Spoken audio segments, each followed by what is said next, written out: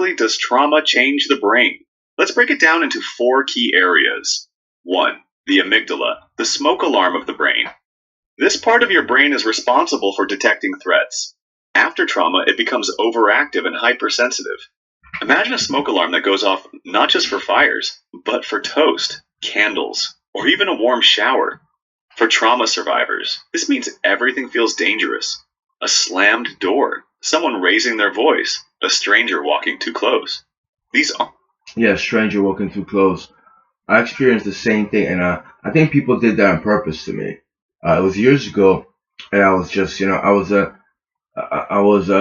didn't have any human contact, and I went through traumatic experiences. I remember that. And when my mother told me to go get something from a supermarket, and it was just people just were too close, and I was just like very like withdrawn. It was fear based.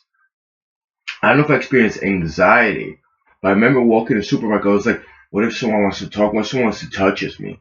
You know, I experienced that. It was from a video, someone that spent time in a solitary confinement, like in a prison, and they experienced the same thing. They were just like terrified of people, not scared like it was going to be a physical contact or it's more like you just don't want to see a human being. You don't know how to react to them. It was fear based as individuals, and I'm pretty sure they knew, and it's not like I have pent up anger issues, but I think I do.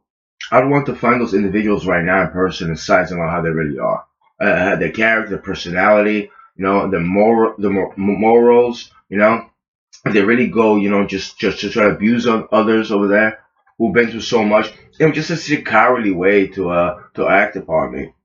It was like, first of all, that supermarket is not the best supermarket. I live in New Jersey. It's one of the worst, actually. It's one of the big franchisee supermarkets. I don't know if this is their management. I experienced multiple time harassment, physical harassment. The people just rush up to you, like the people that work there. Not everybody, obviously. And it happened there. And this individual just like said, "Oh, you're pussy." Oh, he's like, "Oh, pussy." I was like, "Are you for real? You're an adult and you act like that?" You know? But I'm not gonna produce the words to actually say it back then. I went through so much trauma, and my repression is alleviated from my mind. I'm much more mentally healthy, even though, especially when it says like anything allowed could be like an alarm. Yeah, it's like your mind is in such a, I don't say mode. It's like traumatic. It's like any kind of noise could really like give you like a shock almost. That's something as well. I went through that experience, and we say, well, why you want to confront those people? It's like I don't know. It's like someone just I experienced it today as well.